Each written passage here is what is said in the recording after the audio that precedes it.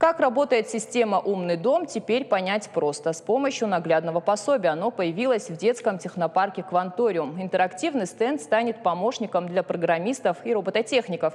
Ребята сейчас проектируют различные устройства для умного дома. На стенде мини-версия того, как работает система, как может отключиться свет, если в помещении никого нет, и как можно отключить приборы через мобильное приложение. Об этом на лекции ребятам рассказал магистр-программист из КГМИ Андрей Губарев. Такой подарок «Кванториуму» сделал северостинский филиал Ростелекома. Компания оказывает системную поддержку сети детских технопарков.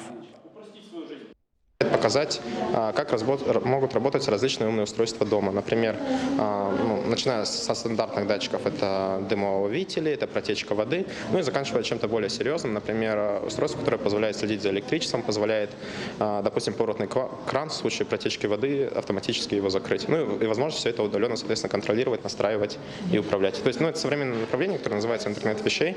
Умный стенд, в нашем квантуме позволяет показать детям, как это все работает на практике.